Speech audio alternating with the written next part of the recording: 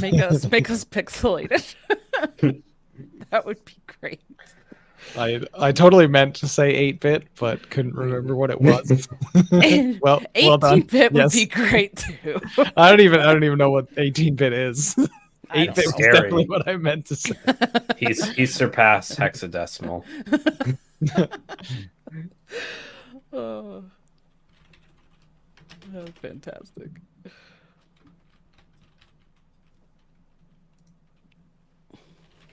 Okay, Theorycrafting decks and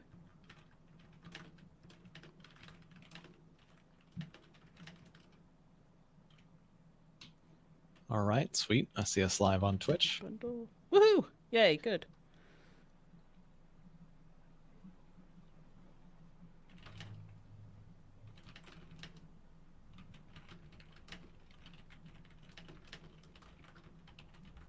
Okay, make sure I say that the bundle is provided by Blizzard. So Yep. that I don't, Good. gotta follow Good those call. FTC rules. Don't want to get in trouble. There's never enough podcasting, Tito. There's never enough. You should know this. Yes, I also, by the way, was a guest on the Bread and Butter show last night. Nice. We recorded last night talking about Theorycrafting, so Nice.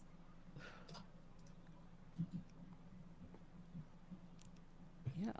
Let's see. Yeah, this will be 3 days this week that I'm doing podcasts. It's fantastic. All right. Retweets. Sweet. Okay, I think we're ready. Are we good?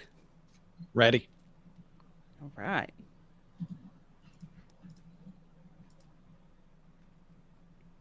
Pull up the notes. Right. Welcome to episode 46 of the TCCG Roundtable. We're your hosts, dragonrider, DankestDad, and RonMexico. Hello, guys. Hey. How's it going? It's going good. Awesome. As always, it's Friday. You know? Yay! Let's I talk about always Friday. forget that.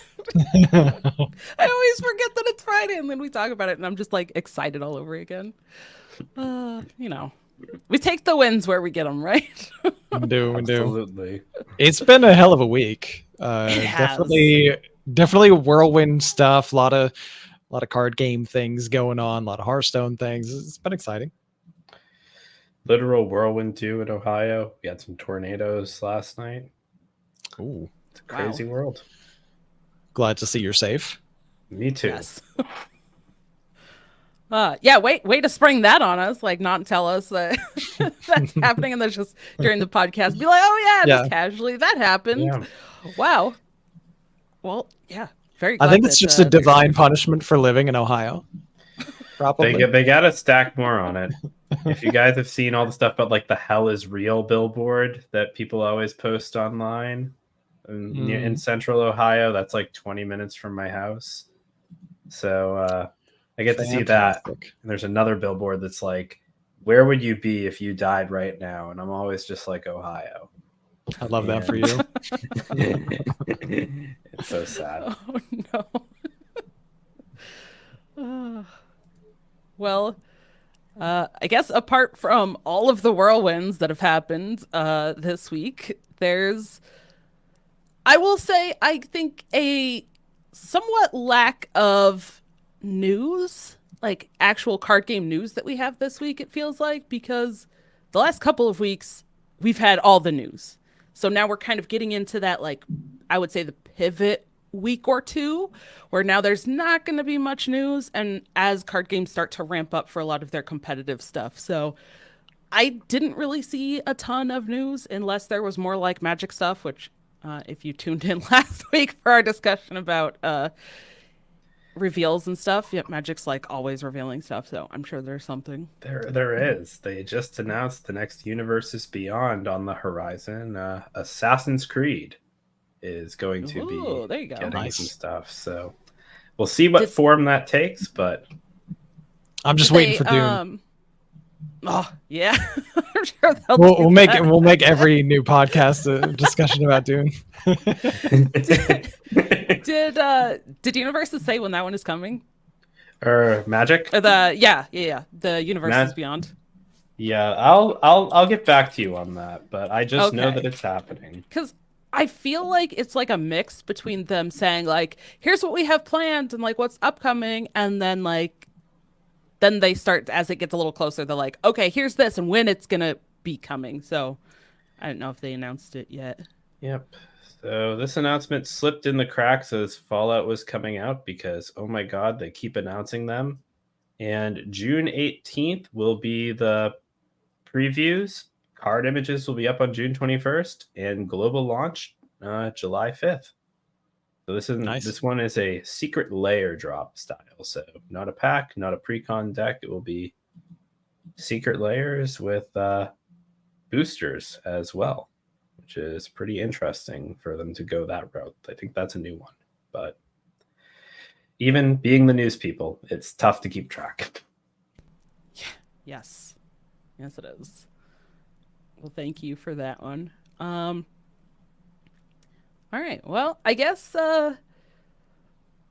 either of you or both of you want to take some competitive news, the couple things that we have. Well, I can go on competitive and organized play.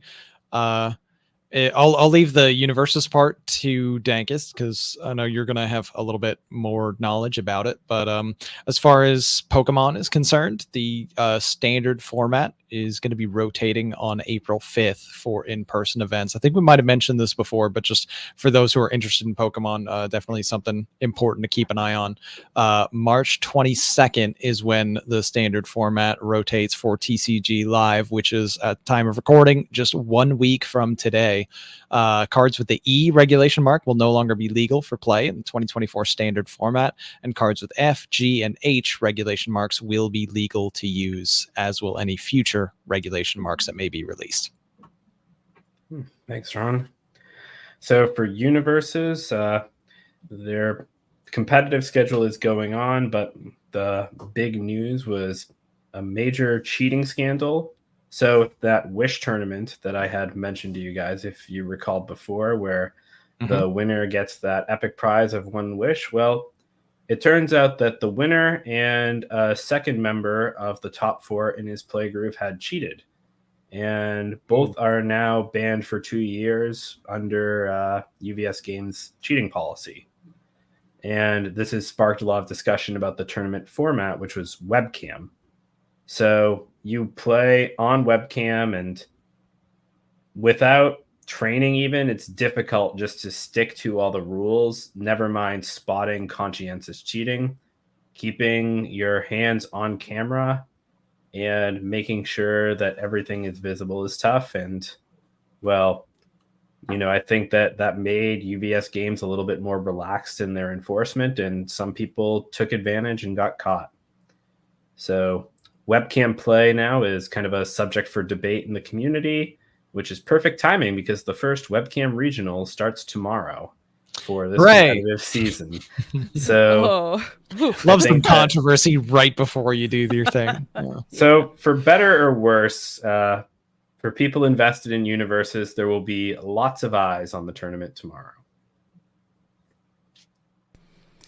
Yeah, it's always so unfortunate to hear about cheating in especially card games, but I mean cheating in any game. But from this, like, I'm glad that at least they addressed it what seems like quickly, and there was a punishment, and it, from what you said, it was in the rules. So they're like, okay, this is what the rules state. Here you go. Here's your punishment. Can't play for 2 years. Like, that's pretty straightforward. Well, things weren't ideal with that either. I know that the player was a bit floored to find out at the same time as everybody else. There was apparently not prior communication, but while the company's policy is not to directly show cheating evidence publicly, it did not take other players in the community all that long to find the evidence themselves. Gotcha. I mean, on the one hand, it's like, oh, that it doesn't look great to have, you know, the person who's getting the punishment find out at the same time as everyone else, but also they did cheat unequivocally. So do you really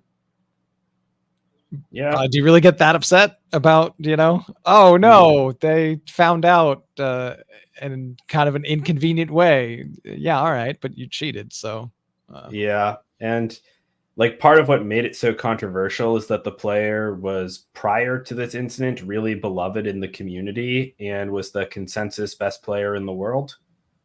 So oof. it makes it a little bit, it puts UVS games and, well, just generally everybody in a really tight spot, because you're basically saying this person who was perceived to be, and honestly probably is, very good at the game, was taking this extra edge to get ahead even further. And without evidence, I don't think a lot of people wanted to believe it until it was presented right in front of them unambiguously. Well, that also casts suspicion on what their actual skill level was the entire time.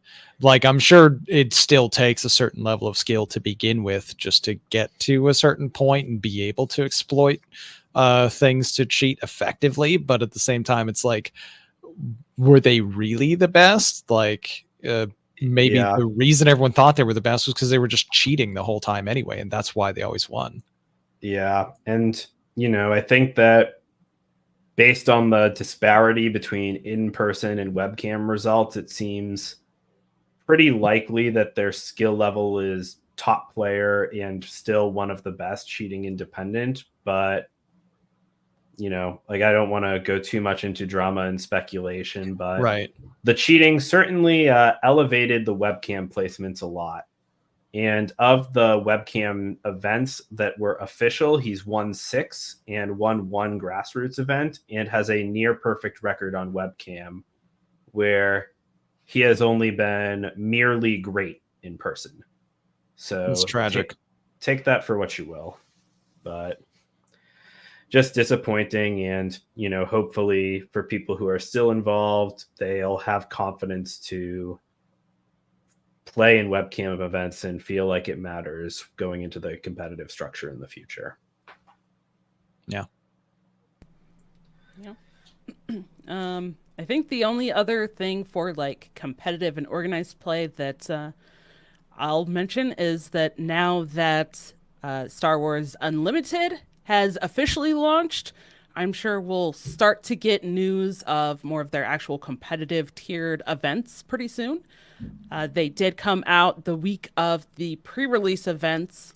They did come out with like their very thorough, like in-depth kind of rules documents and all of that. So it does seem like they're kind of gearing up for that, but I'm sure they probably wanted to give like a little bit of time at least for, you know, the pre-release events to happen and then the official launch to come out and people to start like getting the cards and playing and getting the game before they just start like, okay, now here's like our competitive tournaments go. Right. So I will Darth Vader's lightsaber and everything. Go. The game That's is right. sick. Game is sick. Cannot wait to see those. Yeah. So they're gonna have I mean they've already said for quite a while, right? They're gonna have like 2 kind of different categories of events. One is more of like the pre-release events and just like local store like weekly tournaments, and more kind of on the casual like fun side of events.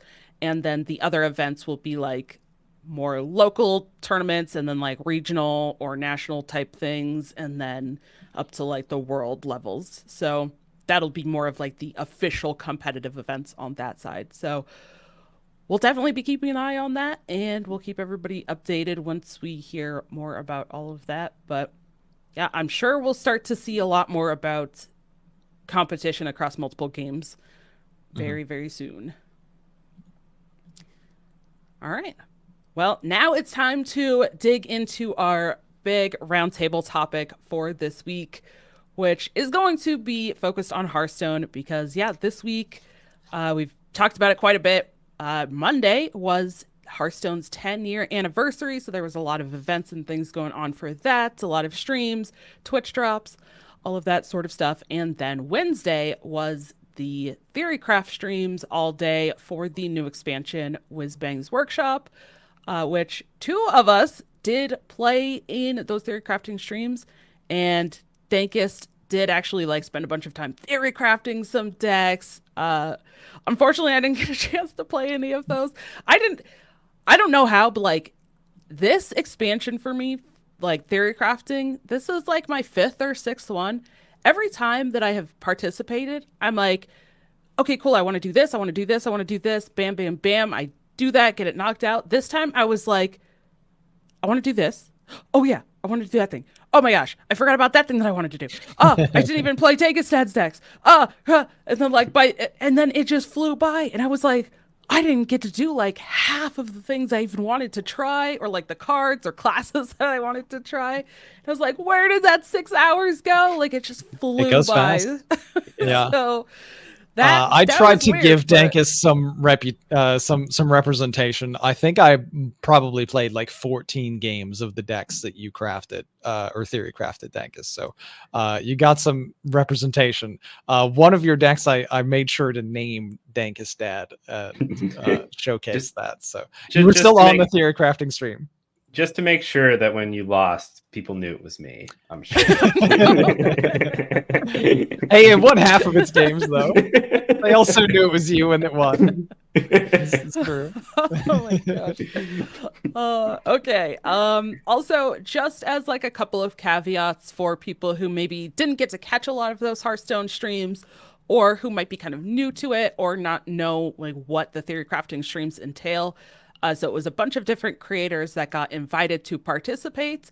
And all of the streamers that were playing, we got sent information for basically this like tournament server is kind of what they dub it as, event server.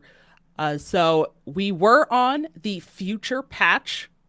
So that means rotation in this patch, right? Like rotation had already happened. The new core set cards were in. All of the Whizbang's Workshop cards were in.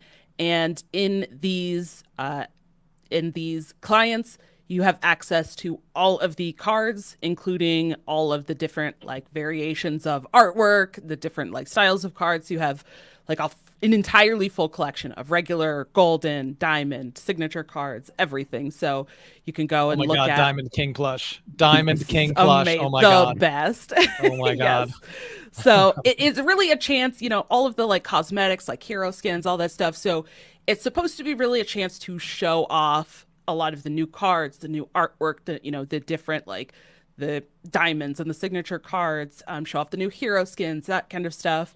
And with the deck building, there is a requirement that you have to include 10 cards from the new expansion or more, but minimum 10 cards from the new expansion to kind of show that. So this isn't necessarily going to be like, oh, these decks that did really well on Theorycraft Day are going to be the decks that just like stomp everybody on day one of the expansion, because people are going to build different decks and try different things when the expansion actually launches. So it might give us an idea of the power level of some cards. It might give us an idea of, the kind of cards or deck styles that people might be interested in, but it's definitely not an indication at all of what's going to actually be good or what's actually going to be popular or anything like that once the expansion launches. And especially the first, like, I would say week, maybe even 2 weeks of an expansion usually is like all over the place. Like the meta changes so fast over that time. So because there's just so many more people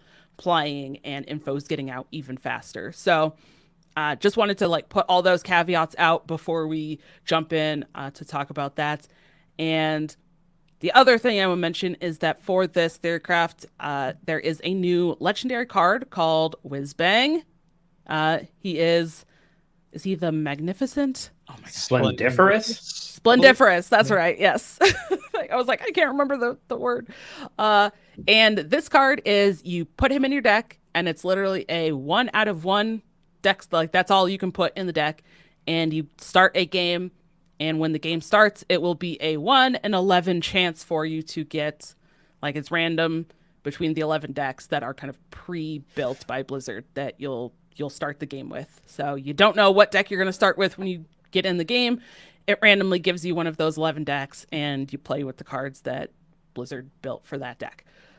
Right. So we were allowed to play that. The decks didn't all necessarily have a lot of new cards, so that was a little disappointing and kind of like a little bit of a jarring experience to play that and then be trying to play in a theory crafting event with like, hey, this deck doesn't look like it has new stuff. So that did happen, give or take. It was interesting and kind of cool though. Like I enjoyed the few Whizbang games that I had, but there were obviously a huge disparity in the power level of the decks that you get. Like if you got the Warlock one from Whizbang, it was like, oh, okay, you won. And some of the other ones, it was like, oh, you lost. Yeah, and correct me if I'm wrong, this one was different, where the last Whizbang had deck recipes or just valid constructed decks. Mm-hmm. And most of the decks I saw for this one seemed like they had some sort of gimmick or broke normal deck construction rules in some yes, way. It would be literally impossible to construct one of those Whizbang decks and take it to ladder. Except for what I guess the one where he gives you a copy of your opponent's deck, but obviously, the other like 10 are some mechanic that is impossible to create and queue up. Yep. A couple examples of that. I did try a few games of Whizbang.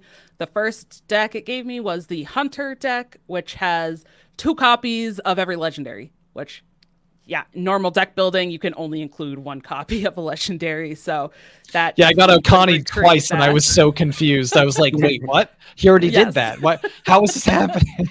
And I was like, oh, right. Yeah. And then the Priest deck is a deck that's built around the card Astral Automaton, which is a card that for each like copy of it that you play, all of the automatons get buffed essentially. And you start with 7 copies of that card in your deck. Normally you can only have 2, right? So that also definitely breaks the rules there. So yeah, those decks like are very kind of specialized.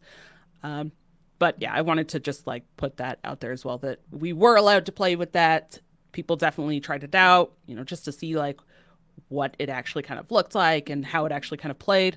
But I think for the majority of the games, I would say people were actually like building decks and trying things out. So I want to start with Dankest. Now, you built a whole bunch of decks for like all of the classes. You kind of built, all of these deck lists.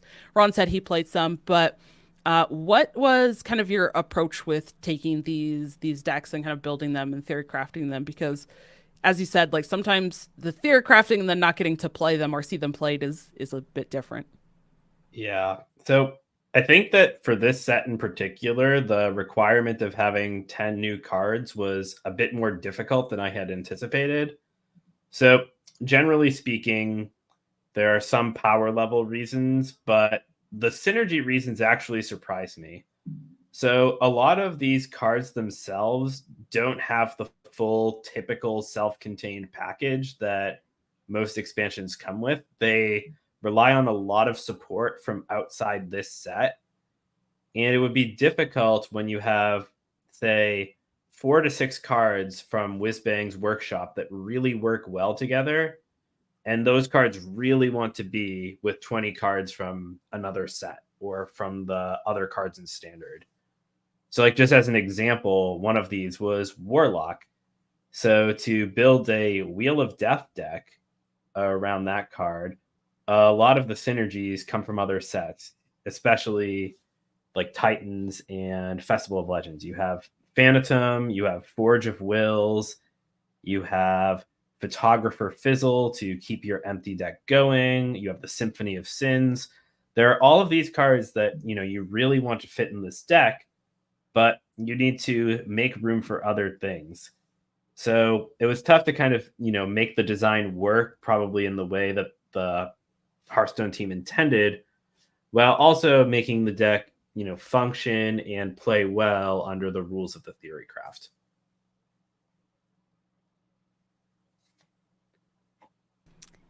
Yeah, I do feel like this new set doesn't necessarily like this is kind of a celebratory throwback type of expansion, right? Like a lot of the cards are kind of a throwback or homage to cards from Hearthstone's past because it's coming out at pretty much the same time as Hearthstone's 10-year anniversary. So to me, at least, the whole expansion kind of feels like more of a hodgepodge of cards, I would Mhm. say, rather than having like that. Yeah, like okay, here's 4 cards for Death Knight that have like this package. Here's 4 cards for Death Knight that have this package, and then like here's 2 additional Death Knight cards Yes. that we've kind of seen in other expansions. So yeah, it did feel pretty interesting, but I will say from the playing. Now, I'm curious if Ron had a similar experience. I feel like what I played in the theory crafting stream and what I played against the games and like the win conditions and the key cards in the decks to me felt very class heavy.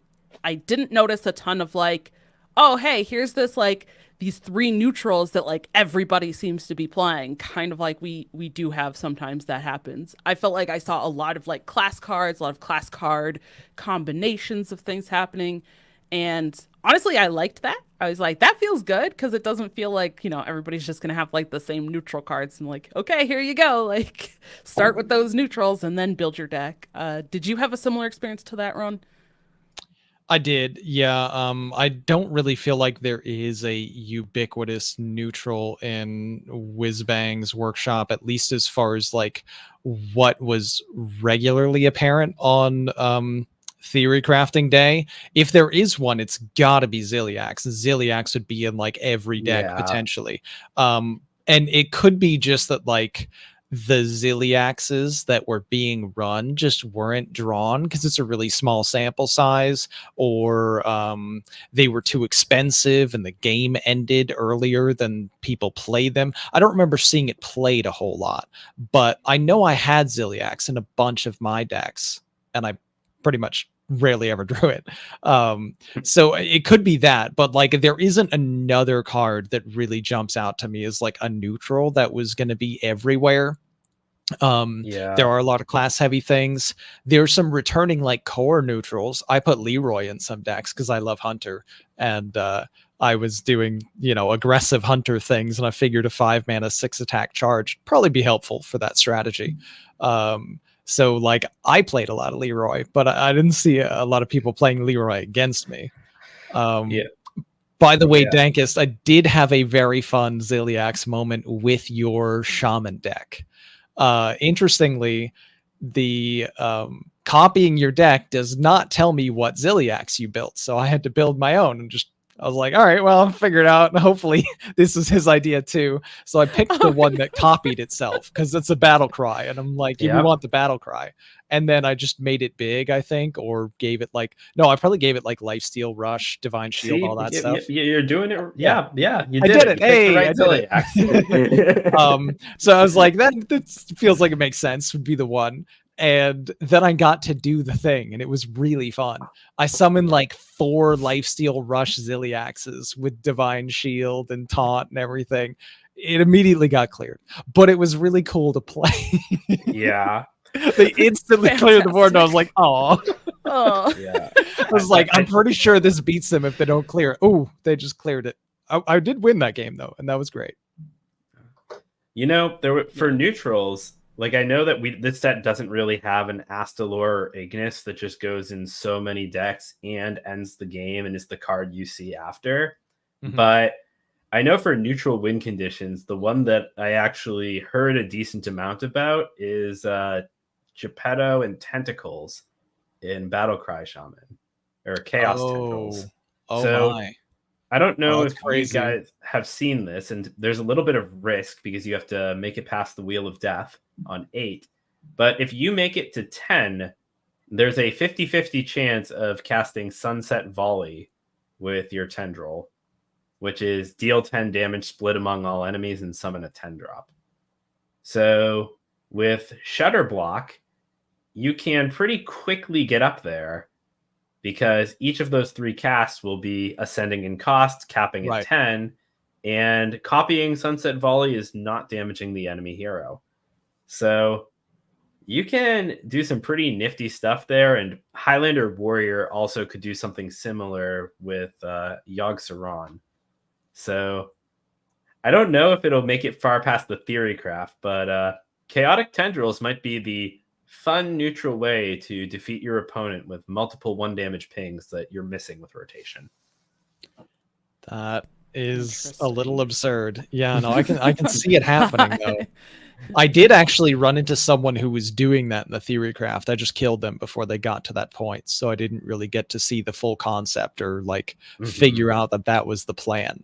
But I did see them play a Shutter Block, and then they played one of the Tendrils, and I think they were on like 4 at the time. And I was like, is this going to cast 4 3 times, or just going to go 4 5 6? And it went 4 5 6, and I'm like, oh, okay, that's kind of scary. Wow. Yeah. Yeah. You know, I mentioned earlier about not getting to do everything I wanted. I wanted to play Geppetto, and I didn't even. I realized like as I hit the 6 hours, and I went, oh no, I never did a Geppetto thing, because I really wanted to try Geppetto, because it seems like such a fun card and like so many different ways that you can use it. Yeah.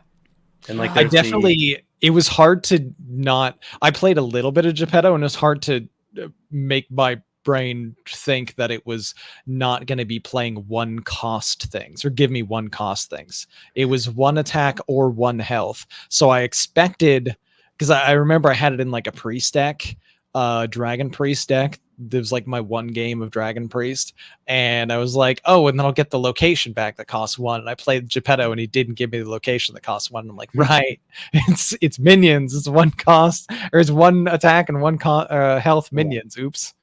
Yeah, and there are some like cool minions too that are more expensive or value that you can get back.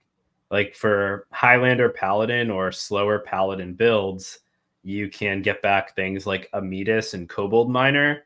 And I think of my Theorycrafts that were most competitive, I think Mining Paladin was probably the one that I felt happiest with. And, you know, that's not exactly a Whizbang's Workshop archetype, but it does actually use the cards from the set really nicely and look like a functional deck with those in them. So that one might actually be a real one you can try on the first day when the set comes out next week. Paladin looked pretty well positioned. I didn't play a whole lot of it, but I didn't lose a game on Paladin, and I may have queued into 1 or 2 Paladins, and I don't recall beating them either. Yeah, looked fairly strong. Were you playing Highlander or one of the I played like 1 Mining Paladin, I think, and then 1 Highlander Paladin, and each of them looked like very solid. Yeah. But that's interesting. I ran some Paladin, and I ran into some other Paladin. I will say I was excited for the auras and like doing the whole like aura kind of thing and like increasing the duration of your auras. And now they've changed it so that you can have the same aura out twice. You can have 2 copies of it in play at the same time. So I was like, oh my gosh, the new 7 cost one that at the end of the turn is going to summon a 6 cost minion. And at one point I got 2 of those out, and I was like, I'm going to get 2 6 cost minions. This is going to be great. And man, the 6 cost minions feel pretty bad. I was very double brands, couple of 2/4s. I was very disappointed. I was like, oh man, this is not doing a whole lot right now. Didn't feel like there was a lot of taunt 6 cost minions. A lot of them must have like rotated out. I didn't dig deep into like looking at what the 6 cost minions exactly were, but I was like, oh, this is way more disappointing than what I was hoping for. So that felt like a bummer. But I think for Paladin and a couple of the classes, I think for me, a lot of the actual like hand buff and buffing stuff ended up being a bit more powerful and consistent than I expected it to be. Like generally, and in the past, we haven't necessarily had hand buff stuff that was super great or like as consistent as a pop off that you would want. But I saw with Judge, who he does a lot of arena. He does a lot of like off meta decks. He's a very good player. I ran into him playing Paladin, and I forgot Muscleotron was a card, and that card buffs everything in your hand +2/+2. And so yeah, he was just like buffing everything in his hand and playing a whole bunch of like big minions and Paladin. I was like, oh, this is gross. And then I died to a bunch of big stuff on the board. There was I saw other people trying it out. Like a hand buff Death Knight with the new like buffing your undeads, the new like puppeteer card and the mini that you get from that, like replaying that and some other buff cards, and using a combo to like buff up the new Darkthorn Quilter. That's a Quillborn minion that will, at the end of the turn, deal its attack damage split among all enemies. So it can also hit face. And that was actually doing a bit more than I expected it to, and had more like synergy with the hand buffs.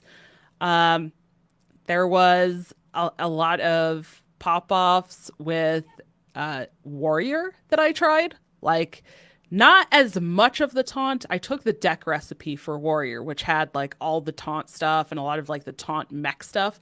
And I took out some of the taunt stuff and kind of just focused more on like the taunt and taunt mech things specifically. And got to do quite a bit of popping off with the new card Training Dummy. Yes. I even had one turn where like I played the Boom Wrench weapon that the death rattle of that weapon will trigger the death rattle of a mech on your board. I played that out and then equipped the mini version of the Boom Wrench to set off the death rattle of the first one.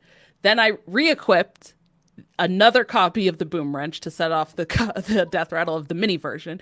Then I played the second mini to pop up, and then I got to swing with a weapon and attack after like 4 triggers of the Training Dummy dealing a bunch of damage. And yeah, definitely ended the game and killed my opponent. But that was like, seems strong. That was cool. I don't know how consistently we'll be able to do that, or if like anybody else managed to get that to work, but I did, and I thought it was super fun. But I was kind of surprised because it felt like a lot of that like kind of combo-y pop-off turns and the hand buffing was it was just a bit more consistent and a little bit stronger across multiple classes than I expected it to be. Yeah. And I think that's somewhat common with the Theorycraft, where the meta is a bit more slower and forgiving to that than it might be on ladder, but we'll see. Because I think the last time hand buff was good was really Rush Warrior, probably, or I guess depending on how much, or maybe the buff Paladins with the Bannerman. But usually it's been a while. Yeah, but usually hand buff has been good when you can get access to it at 3 or less mana. And Paladin has a few ways to do that, but a lot of the new tools are more expensive. So it would certainly be a first if they turn out to be really strong, but that doesn't mean it can't happen. Yeah. I do think, well, there's one specific hand buff strategy that does really jump out to me, and that's with Rainbow Death Knight. And that one, I was impressed with like how much that scales and how quickly it scales. The fact that the hand buff minion for Death Knight is also something that gives you a mini is huge. Yes. Because the mini will get buffed by the death rattle in the first place, which in and of itself isn't really all that relevant, but it matters a little bit. And then the main thing is that it's really cheap. So then you can play that for 1 mana and you can combo it with the Yodeler that double triggers the battle cry. So that comes down and you're mega buffing your hand, and they had to kill the minion in the first place, which buffs your hand, and then the other one's on the board, and if that dies, it buffs your hand. So like at one point, I remember I was playing against Pizza, and he was playing this rainbow hand buff Death Knight, and he kept making like giant stats over and over, and I ate through all of them, and I was like, okay, I think we're fine now. And then he drops an 1822 taunt, and I was like, oh my god, dude, stop. Like it was pretty cool. Like I think that strategy does have some very legitimate like strong application. With a better hand, he might have just completely run me over, like because he could have had the minion that copies itself, and you play that after mega buffs, and you're looking at two of those, 15, 18, 20 attack and about as much health stats. They also have taunt, by the way, so it's that's rough. That's rough to deal with. You just need kind of over the top damage or completely unconditional removal because the stats are way too big for stat based removals. So it looks competitive, I think. I agree. And, one of the archetype's weaknesses when they sort of, had that fringe support with Path of Arthas was that it didn't have card draw on Rune. So you would be able to play your hand buffs, do your thing, and then run out of stuff. But this time, that's not really the case. They've added the hero card, the Headless Horseman, that will eventually draw you more gas. You have, what is it? The 2/4 that when an undead dies, you draw a card. That's gone from a single frost rune to no rune conditions at all. So you can play that with something like crop rotation or just the bodies that you're summoning to refill your hand. I mean, generally that is like the combo that you want, though, is just Acolyte and crop rotation. And that is something that's pretty much available to any Death Knight that runs a single unholy rune at least, because the crop rotation is single unholy. So that's a really good card draw combo available for Death Knight. As it happens, 4 rushing 1/1s for 3 mana are often useful and relevant too. So the reload potential is huge. And then they do their other things that they need to do. Yeah, be poisonous, make trades. They do it, get you corpses. It's really annoying when they give them poisonous too. Oh my god. One thing I will say about the Headless Horseman, though, you got to draw him. I played 4 games, and I never even drew the Headless Horseman. And I played so one sad. game of it, and I drew the Horseman. I was very happy. I mean, it's a legendary. It's only 1 card in your deck of 30. But, and with card games, there is that variance. But I was very sad. It was like, this is the Theorycrafting stream, right? Like, I'm trying to show off these new cards, and I want to see how these new cards work. And I never even drew him. Not even drew him to see him in my hand. It was like, oh, that was so saddening. I think the official terminology for that is a skill issue. True. Yeah. I should have just gotten good. Dang it. Yeah. My bad. Okay. I'm still working on the skill issues myself. Okay, so I'm also kind of curious. So, Dankest, you mentioned when I was talking about the warrior and kind of pulling off that combo and talking about buffs, that if the meta's a bit slower, it usually allows more room for that. What would you consider as a slower meta? Like, turn-wise, or So I think that the way I tend to think about it is the turn at which you need to respond to your opponent's board before your health total is put over the edge. And in the past, we've had metas as fast as turn 2, where you have a druid who is playing the Quillbore that discounts your taunt minions. And if you don't have a response to that turn, the game's over, no matter what your strategy is later down the line. There are some metas like Barons that I would say was notably slow, where even a deck like Rush Warrior that is winning with stats on board is not really assembling their threatening board until turn 6 or 7. And that let decks like Control Priest, I think, really thrive if they can answer the big board with a single AoE. And that made them really strong.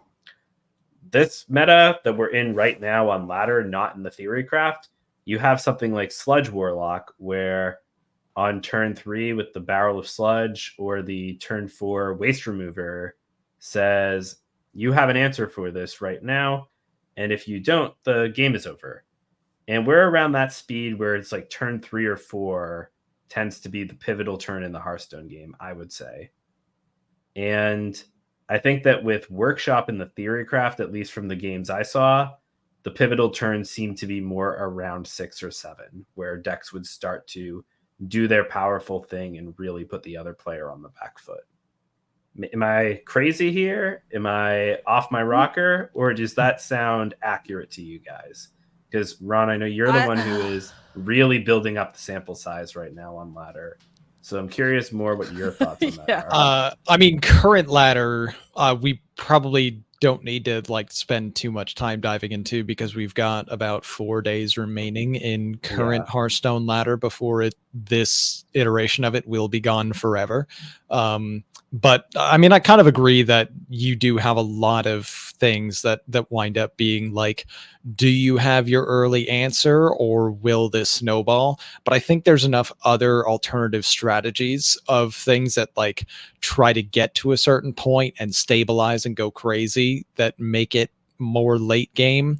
I would say it's probably closer to like a turn 4 or 5 rather than a turn 3 or 4 in the current meta, but it's still pretty close and fast. And then as far as the theory crafting goes, it's always going to be slower in theory crafting. Everyone's trying out new stuff that doesn't quite work, that doesn't quite synergize all that well. There's the restriction of you have to have 10 new expansion cards, and sometimes the power level or the synergies combining with the things that you're trying to do don't really add up as much.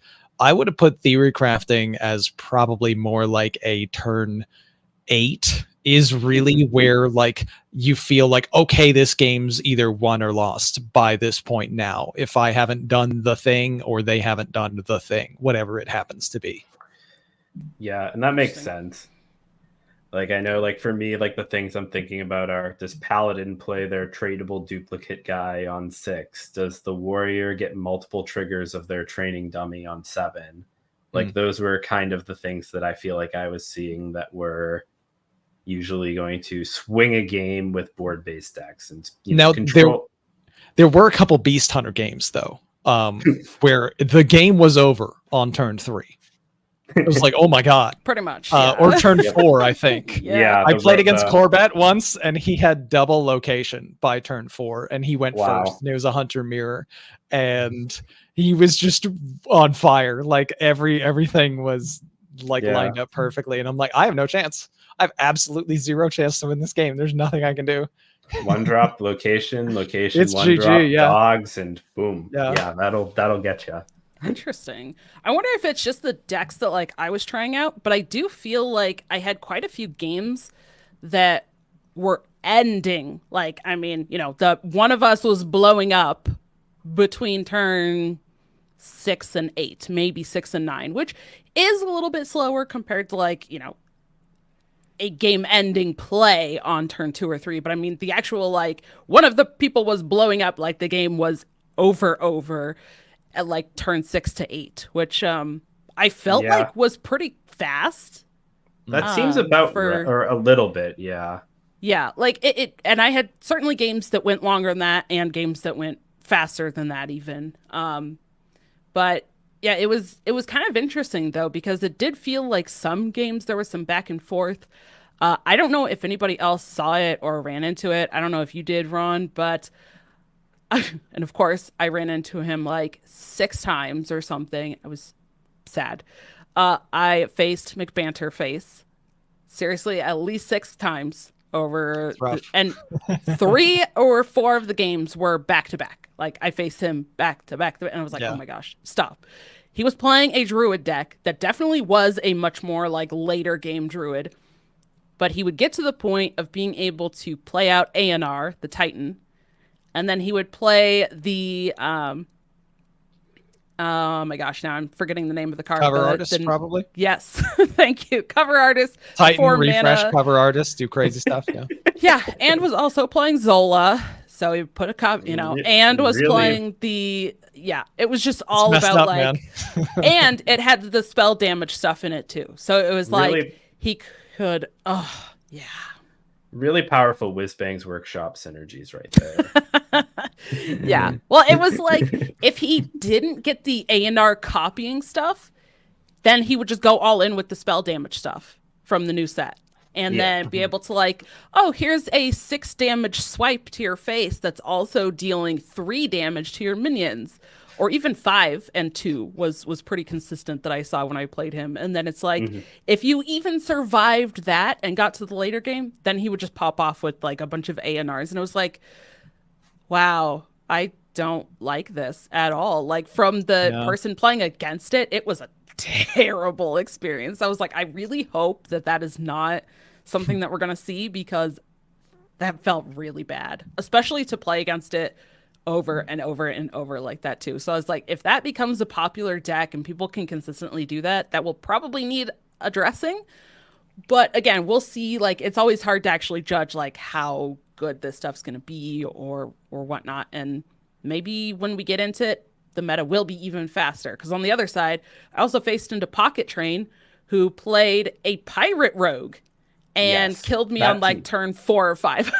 Oh yeah, that one's super fast. That deck seems very powerful. Pirate rogue looks good. Yeah, and I don't think that deck had a ton of legendaries, just based on, I mean, of course, I only saw a little bit of it, but if that deck doesn't have a ton of legendaries, it's a little bit more easy to play, it's more aggressive, and like low cost to craft, then that's also going to be a deck that's more accessible to more players, which is likely going to be a reason for it to be even more popular on ladder once the expansion drops. True. So yeah, we might be seeing things like that. And then if those types of decks are popular, there's not going to be time to get to ANR and copying ANR. So yeah. And like, you know, there are some decks in this meta that you're just not going to be able to see, like Sludge Warlock, Odin Warrior. These are decks that are very, very good still, and I would say are likely to be among the best decks day one. But, you know, you just don't have the card slots to build their most powerful versions in Theorycraft. And, you know, we will get a rude reminder next Tuesday that they are not going anywhere. It's true. Yes. Yeah, you won't see them at all on Theorycrafting, obviously, just because there's not enough new cards to warrant like doing that. And it's like, you know, we've seen this. We don't need to see this for Theorycrafting when we're showcasing stuff. But yeah, there's a lot of strong stuff that isn't going anywhere, that will probably still wind up being like sort of a meta tyrant. I will say, out of the newer ones, though, the spell damage druid and the super fast pirate rogue will probably wind up finding their way to become contenders. Dragonrider, the one game that I played of druid, just so happened to be against you, I think, where I had like 1,000,000 spell damage or something. I couldn't do all of it for lethal. I kept being like barely off like a couple of times. So I'm like, whatever, I'm just gonna send it. And then I remember I faced Pocket as well, and he was on the pirate rogue, and I think I was playing like a Highlander hunter, and I didn't have any clue how insanely dead I was about to be if he just drew Sonya. And I played Mukla, and then his top deck was Sonya, and he burned Sonya, and it was hilarious. Because then I wound up seeing all of these 1-mana damage cards and different things that he obviously would have Omega killed me with had I not like insanely high rolled the only card in his deck that mattered to get burned. So that was pretty funny. So you guys were also playing with the bugged version of Sonya, correct? Yeah, Sonya apparently, if you discount her to 1 and you play her, she will give you a copy of herself at 0, which I did once because people told me you could do it. And I'm like, what? This is crazy. And yeah, it's clearly a bug that they will, I'm sure, fix hopefully before the expansion actually releases. Right. Yes, which I think is another reason why they're also trying to get like even more creators doing this theory crafting, because it's a good chance for them to actually test out and see if there's any issues and get some of those things fixed before it drops for everybody. Right. I think there was also an issue with Crane Game, the warlock spell that will like draw 2 demons from your deck. So there was an issue with that as well, either not drawing the demons or some sort of issue with that. So that could be something that people try out more after the expansion launches, because it was bugged, and so it should work properly when the expansion comes out. But we'll see about that. I did have one more question talking about like the expansion as kind of a whole and the keyword. What do you guys think, or what are your impressions of the new keyword miniaturize? So it's really powerful. I think that's my thought of it. And like some of the minions are really, really hard to play that first time, but once you've done it, oh boy, it gets so good. And this is more relevant, I think, for the demon hunter. But I also learned that it is not quite mechanically identical to battle cry because it puts the minion in your hand in the same location, which is not always relevant, but there will be one time when you need to know it. So Yeah, know that weirded Yes. me out when that happened. Yeah. I was expecting it to show up at the far right of my hand, and I'm like, "Where's my minion?" I'm like, "Oh, wait, it's here." What? Yes, yeah. It Yeah. holds So the that was spot from where you played the first copy. So it yeah, was like confusing. outcast and stuff will be impacted by that Yes. for sure.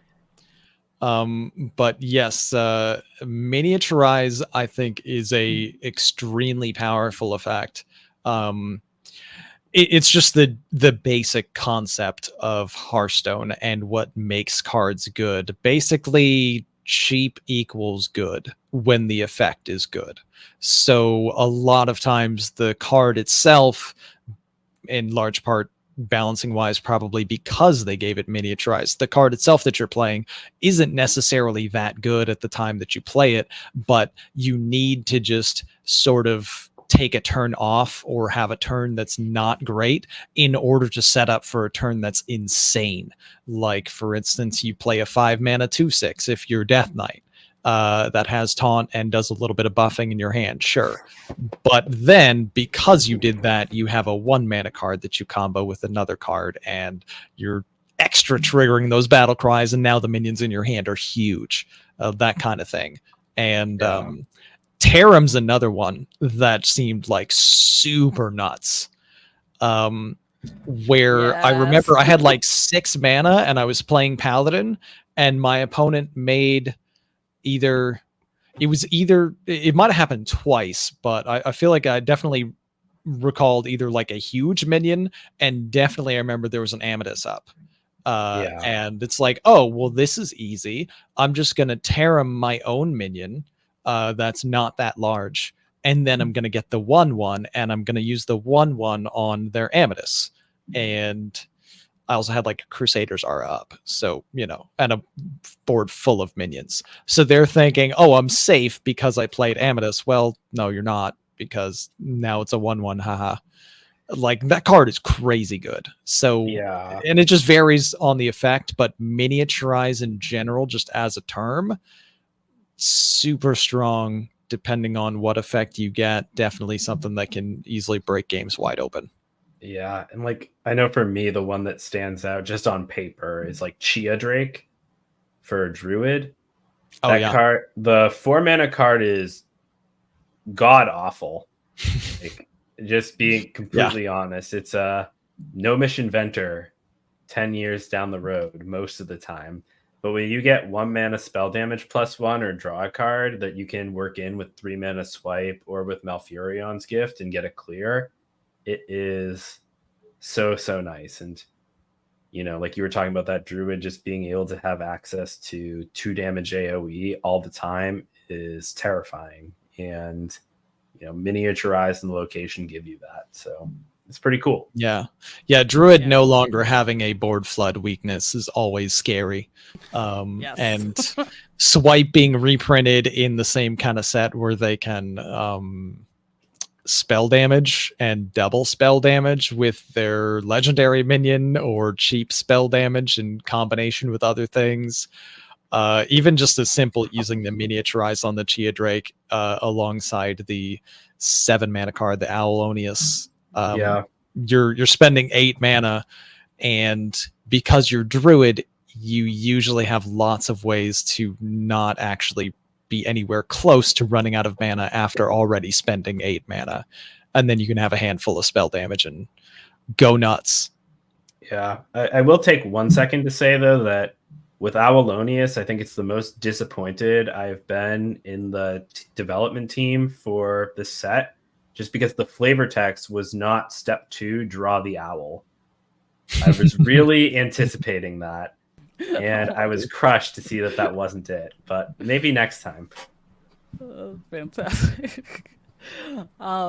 Yeah, I mean, I'm definitely going to echo the sentiment that the miniaturize felt pretty strong. I will say too, just in terms of like how it played and the cards like fitting into decks and just into Hearthstone in general, this for me felt like one of the most like naturally Hearthstone keywords that we've had in a while. Like, you know, some of the other keywords you're like, how does this work? This seems a little weird, or you really have to like think about it. This one was just like, here it is, go. And it just feels like it fit so well with Hearthstone and like how Hearthstone plays that it just, for me, almost like by the time that I was finishing the stream, I was like, you could tell me that this was a new keyword, or you could tell me this keyword came out 6 years ago, and I would believe either one, because it just it felt like it had been in the game for so long. Like it just fit so naturally. So I was really happy about that, because to me that feels like it's a successful keyword, you know, or it's a success. And I like seeing that when you have a new mechanic or a new thing, especially after it seems like some people were kind of disappointed with some of the cards, like reusing a keyword from the past, or even like essentially having a keyword from the past as its ability without using the actual keyword. Right. So I know a lot of people are kind of disappointed in that. So for me also, like the new keyword feeling so good to play and just feeling like a natural fit for the game was like, oh, okay, good. Like almost breathe like relief. Like, okay, good. That's a good start.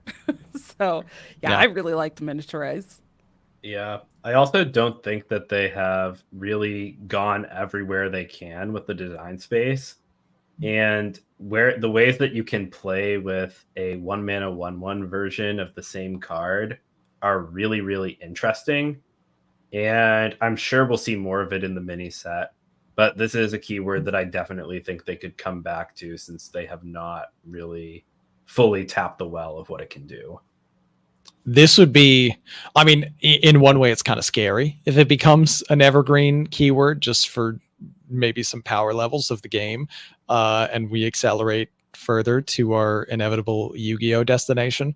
But like, I don't know, it's a keyword that I think I would still kind of like to see become like an evergreen type reused one, like they did with Tradable and some of the others that were introduced at different stages of Hearthstone's history. It's really cool and it's really fun to play with.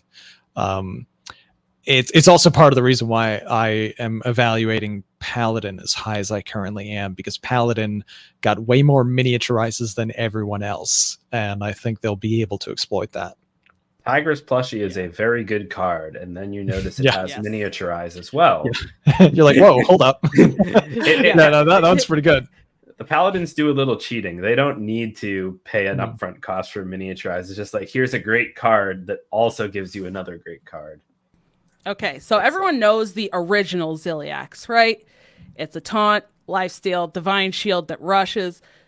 Okay, here's my official analysis. This is very in-depth analysis insights on Tigress plushie. It's Ziliax, but a plushie. That's it. Yeah, It's amazing. Good analysis. It's a great card. It was super fun to play with that yesterday. Also, like buffing it with the painter's weapon, and then you get to play it, and it's even buffed up. You're like, this is fantastic. I love this plushie. And also the 1/1 mini plushie sounds so adorable. It has like the cutest sound effects. Oh my gosh. Yeah. Best card. Yeah, Also totally like mid-range paladin main here. Like if we could have mid-range paladin in every meta, I would be a happy girl. yeah. I found myself, speaking of like cute cards, when I was playing Hunter, I just like sometimes would just stare at the Diamond King plush in my hand and just like watch the anime. And like my opponent would be doing something, I'm just like looking at King plush. I'm like, oh, look at that. Oh, he's getting the train. Wait, is it my turn? Oh, okay. Did you guys happen to So see good. the flavor text on the Tigress plushie? I didn't look at it. The sheer value of this card is undeniable. Oh my goodness. Wow. Well played. Someone's proud of themselves. Referencing the Shurvala from the past. Yeah, classic. Oh my gosh. All right. Well, we do have a bundle that Blizzard was kind enough to give, so we decided we're going to give one of those away here. Would either of you like to tell our audience what you would like them to do to enter for this bundle? All right. So here we go, guys. I have an idea. So to enter for the bundle, I want you to pick the card that you think is the most average in the set. Everyone asks you for the best card. Everyone asks you for the worst. I want you to pick the one that is smack dab in the middle, that people might try a couple times and seems all right. So what do you think is the most all right card in this set? I want to see the takes. Beautiful. Hit us with the mid responses. The mid. Perfect. Aggressively mid cards. That's what we want to know. Yes, absolutely. So go ahead and start typing those in the chat, and we'll start wrapping up our conversation here, get our final thoughts about the upcoming expansion, about Theorycrafting, and then after we wrap that up, we will pick our winner. So, okay, I would like to hear from DankestDad first. What is your overall thought, overall impression of the expansion, of the Theorycrafting, all of that? Which your just overall thoughts here? So, I mean, I think that this Theorycraft went really well in terms of relative to past ones. I know we've had some interesting decks that floated around that may have taken away from the excitement of the new set proper. Like I think of the hipster Shadow Step deck that we saw a couple of years or last year that kind of ran away with things, but it went really well, and I think that the set looks cool. I just hope that it hits the right power level once it hits live servers. And I'm sure that once April rolls around, it will be there. Okay. All right, Ron, what's your thoughts here? Overall thoughts? I'm pretty excited about it. Like I had mixed feelings when I first saw the cards, but getting to play with the cards a little bit and theory crafting definitely got me a lot more hopeful for the new set. And I am, as always, pretty biased towards like hunter sensibilities, and there's a lot that's really cool with that deck that I feel like I undervalued at first, or not deck necessarily, but like multiple different directions you can go, and the aggressive styles that I like, I think are supported. And there's a whole lot of different interesting things. There's callbacks to the previous 10 years. The miniaturize is a really cool keyword that I think has the potential to be one of like the better keywords they've ever had.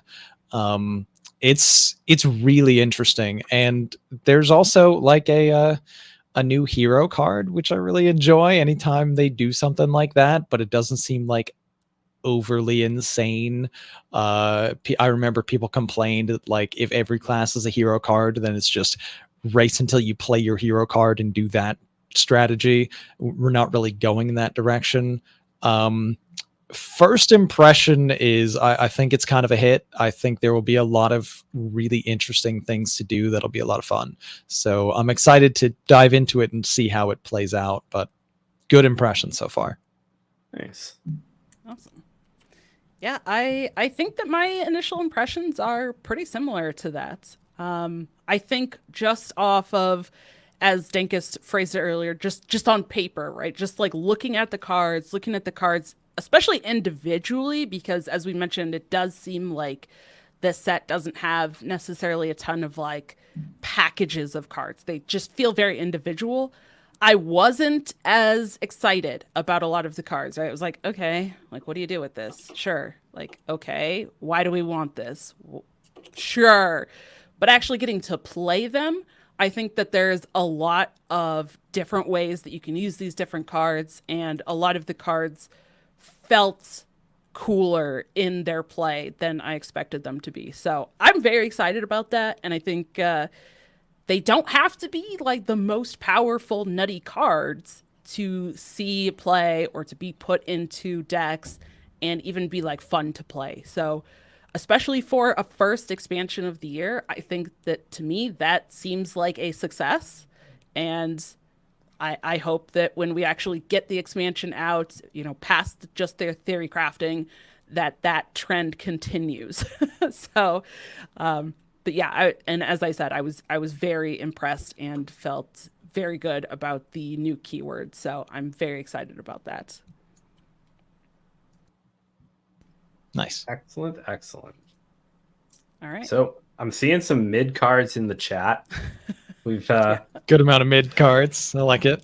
Yes. yeah, some spicy takes as well. Some I would disagree with because they're too good, some because they're too bad, and some are just mid. So, you know, I think we've got that perfect bell curve. Beautiful. All right. Dankest, if you could put in our private chat as well, which one you think. Same with Ron, if you have any others that popped up. And then we'll go ahead. Thank you, everybody, for putting in some comments on that. And again, thank you to Blizzard for getting me some bundles to give away and allowing us to give in, you know, some bundles to give away, because this is always fun, especially with, I think, the smaller audience that we get. Fantastic to really, you know, give back to all of you for hanging out and supporting. So, all right, without further ado, in a unanimous decision, we have. Do you want me to say the name? Our winner. Yes. Go for I it. think I've come across this name before, so hopefully I don't butcher it, but I'll give it my best shot. Fuchs Gewand. Excellent response. The absolute middest card that has ever been midded, I think, is the Nesting Golem. Just hilariously like middle of the pack. I can't really see any deck wanting to play it, but at the same time, like, hey, it's not bad. I'm not excited. It's fine, I guess. You know, perfect response. Really well done. You are the winner of the giveaway.